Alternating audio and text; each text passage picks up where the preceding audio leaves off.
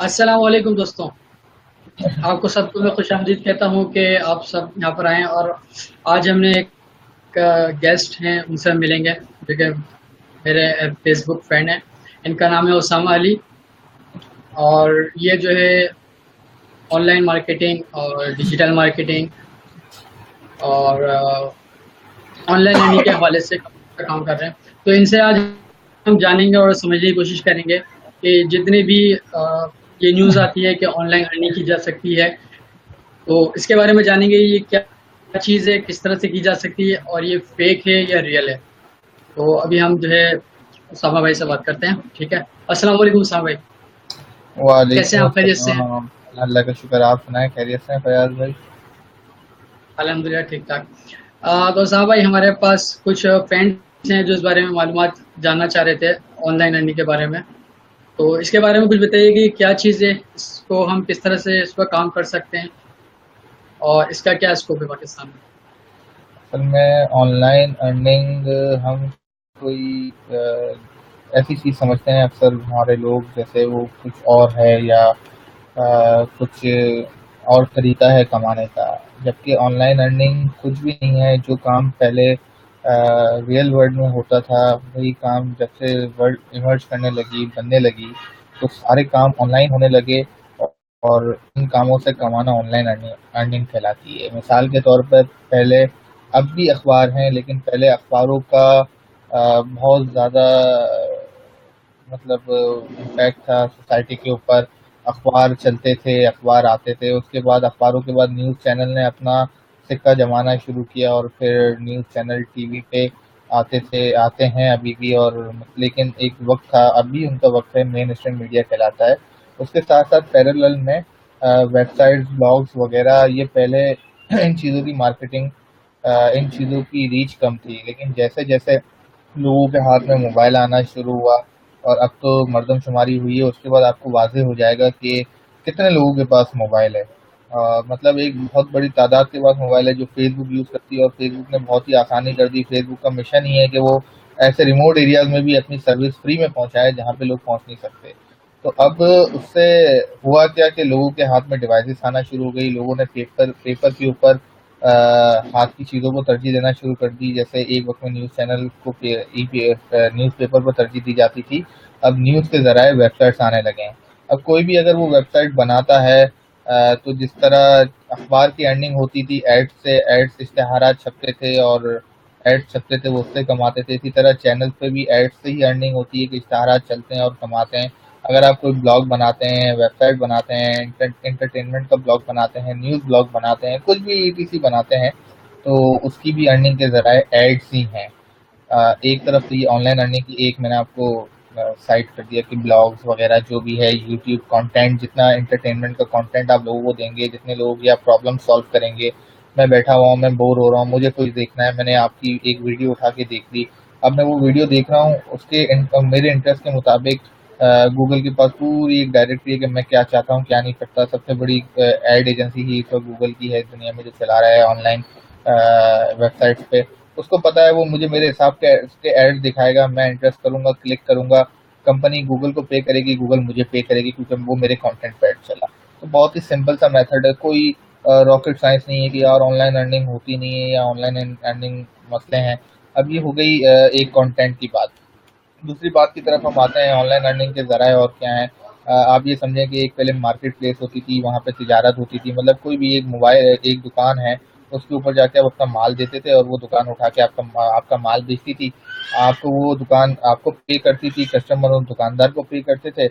यही तरीका अब ऑनलाइन में आ गया। अमेजोन, ईबे, दराज, पीके, पाकिस्तान की मिसाल ले लें, कैमू, जो वो ये वेबसाइट्स हैं, ये वेंडर्स से माल, वेंडर्स इनको माल दिखाते हैं अपना, वो अपने शोपीस पे सजाती हैं जो वेबसाइट है। और अब वहाँ से कस्टमर खरीदते हैं, वो अपना कमीशन लेते हैं, वेंडर्स अपना पैसा लेते हैं। मतलब एक मार्केट प्लेस को आपने ऑनलाइन कर दिया, क्योंकि लोगों के पास ऑनलाइन रीच ज़्यादा है। इस तरह कोई दुकानदार है, वो अपना प्रोडक्ट बना रहा है, अपनी चीज़ें बना रहा है। ई कॉमर्स स्टोर समझ लें आज के दौर में, कि मैंने अपनी प्रोडक्ट उठा के उस पर ई कॉमर्स स्टोर पे रख दी। पहले मैं दुकान पे रखता था, अब मैंने दुकान लाखों रुपए की मिलती थी, हज़ारों में मेरी वेबसाइट तैयार हो जाती है। मैंने ई कॉमर्स स्टोर बनाया, फेसबुक पे अपना स्टोर का वो किया और वहाँ पे चीज़ें बेचना शुरू कर दी। ये आपका ई कॉमर्स स्टोर हो गया। आप समझ रहे हैं ना, बैंकिंग का निज़ाम पहले कुछ लोगों के हाथ में था, जब से क्रिप्टो करेंसी आई है, बिटकॉइन आया है, तो ये पब्लिक सोर्स है, पब्लिक पब्लिक लेजर्स उसके रखे जाते हैं। आप लेजर्स को फिल करने में मदद करें, आप पब्लिक रिकॉर्ड को मेंटेन करने में मदद करें बिटकॉइन की, तो उसमें से वो आपको एक अपना शेयर देती थी ये बिटकॉइन। ये तरीके हैं जो ऑनलाइन हैं, और ये रियल वर्ल्ड से कुछ मुख्तलिफ नहीं है। अगर आप कंपैरिजन करना चाहें तो आप कर सकते हैं कि जो चीज़ें आप ऑनलाइन कर रहे हैं वो सदियों से ऑफलाइन होती जा रही हैं। अब यह है कि टेक्नोलॉजी ने इमर्ज किया है, तो वो सारी चीज़ें ऑफलाइन से ऑनलाइन की तरफ जा रही हैं। बस यही है ऑनलाइन अर्निंग। अच्छा, इस बारे में कुछ बताइए कि जिस तरह के एक न्यूट्रल बंदा है और टेक्नोलॉजी से उसका बिल्कुल कोई वास्ता नहीं है, ना उसने कभी कंप्यूटर यूज़ किया है और ना ही उसने कभी वेबसाइट और कोई ईमेल एड्रेस यूज़ किया है, ना कभी बनाया है, ना कोई ईमेल करी है।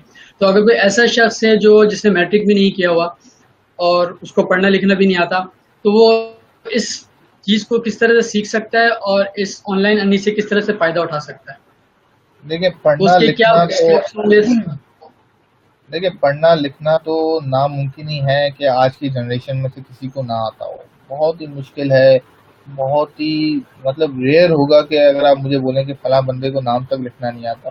इंग्लिश में नहीं, वो अपनी ज़बान में, उर्दू में ही सही, उर्दू में नहीं तो सिंधी में ही सही, वो कुछ ना कुछ तो लिख ही लेगा यार, उसको पढ़ना तो आ ही जाएगा।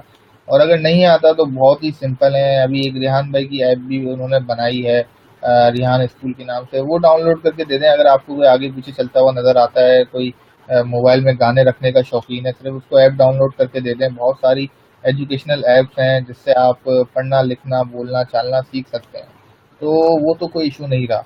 अब यह है कि तालीम की बात करें तो यार तालीम मैं क्या बताऊं आपको, स्कूल आपका जो स्कूलिंग सिस्टम है काफ़ी सदी पुराना, वो तो एम्प्लॉयज़ ही देता रहा है सोसाइटी को, वो एम्प्लॉयज़ ही देता रहेगा।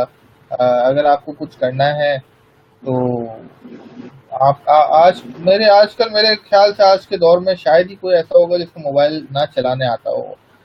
नई जनरेशन अपनी पुराने जनरेशन तक को इंटरनेट यूज़ करना पढ़ना सिखा रही हैं। अगर कोई भी ये करना चाहता है, अगर कोई फेसबुक यूज़ कर सकता है तो वो कुछ भी कमा सकता है, बहुत ही आसान है इसका तरीका, कोई रॉकेट साइंस नहीं है। अपना मैंने आज ही मैं इत्तेफाक से एक कॉलोनी में मैं रोबोटिक्स का टीचर हूँ, जुम्मा हफ्ता इतवार में पढ़ाने जाता हूँ, तो आज बच्चों का टेस्ट था, तो उनके साथ कुछ पेरेंट्स आए हुए थे।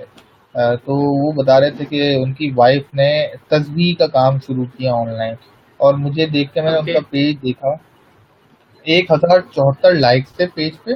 लेकिन सबसे हैरान कुन बात ये थी कि उनको मार्केटिंग का दूर दूर तक कोई उनका मार्केटिंग से वाबस्ता नहीं था। उन्होंने आज तक एक भी पोस्ट फेसबुक पे बूस्ट नहीं की, फिर भी 1074 लाइक उनके प्योर अपने नेटवर्क से आए हैं। नेटवर्क कौन होते हैं? उनके दोस्त, उनके रिश्तेदार, उनके दोस्त के दोस्त, रिश्तेदार के दोस्त, ये नेटवर्क। तो उन्होंने अपने इर्द गिर्द अपने पेज पे ऐसे 1074 अपने नेटवर्क में से स्पेसिफिक नीच के लिए इंटरेस्टेड लोग जमा कर लिए। और ना उनका कोई मार्केटिंग से वास्ता है, ना उनको फेसबुक सही से चलाना आता है। उन्होंने सिंपल, बल्कि मैंने आज जाके, उन्होंने ना कवर पिक्चर लगाई है सही से, अपनी बेटी की तस्वीर प्रोफाइल पे लगाई हुई है, और मैंने वो कहा कि यार वो आप भाभी से मीटिंग करवा दीजिएगा, मैं उनको कुछ टिप्स दे दूंगा, आपका कारोबार बूस्ट हो जाएगा। तो वो मुझे आगे से कह रहे हैं कि यार इसको इस काम में अभी फुर्सत नहीं है, मतलब इस काम में उसको फुर्सत नहीं है। वो कहती है कि यार अब आप मेरे साथ हेल्प आउट करवाया करो, मैं तो जाके डिलीवरियाँ कर देता हूँ और ये ऑर्डर्स आते रहते हैं। तो उनके अपने इंटरनल नेटवर्क से उन्होंने इतना अच्छा खासा, और 500 रुपये से उन्होंने कहा कि मैंने अपनी बेगम को 500 रुपये दिए थे, वो गई सामान वगैरह लेके आ गई, मोटी वगैरह लेके आ गई।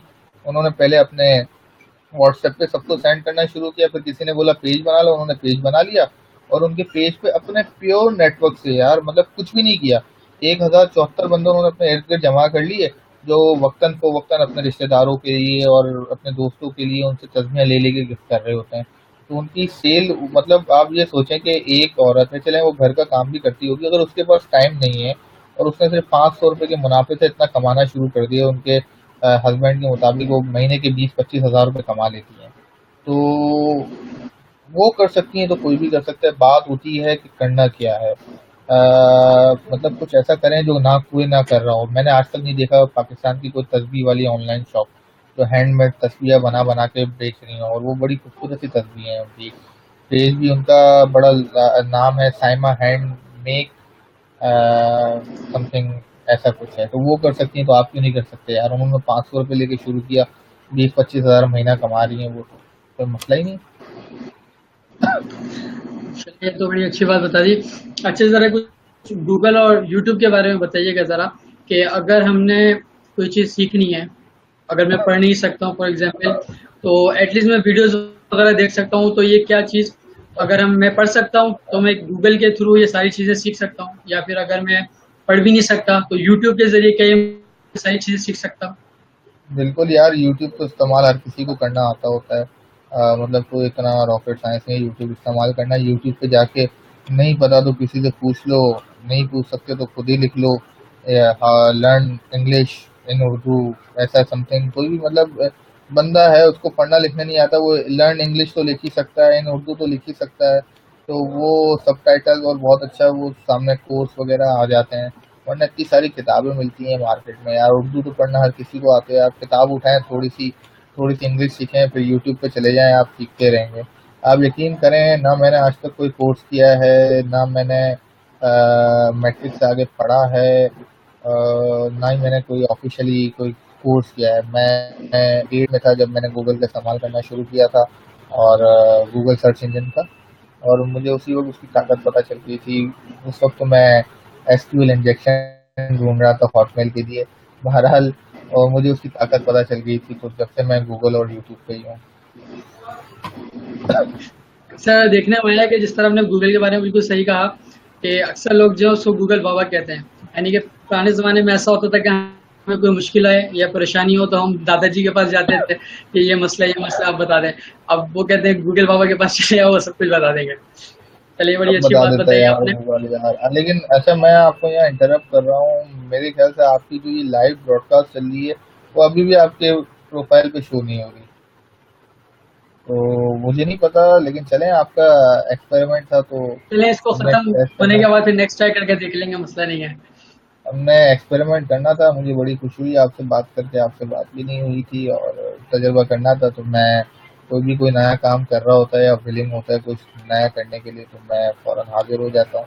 तो बस इसी वजह से मैं आपकी आवाज़ पे लब्बैक कह के आ गया।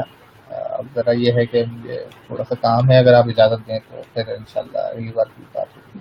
जी, बहुत शुक्रिया, आप अपने मसरूफ़ लाइफ़ में से आपने हमें टाइम दिया, आपका बहुत-बहुत शुक्रिया। इंशाल्लाह आगे भी आपसे बातचीत होती रहेगी। इंशाल्लाह इंशाल्लाह इंशाल्लाह। Thank you so much. अल्लाह अल्लाह हाफ़िज़। हाफ़िज़।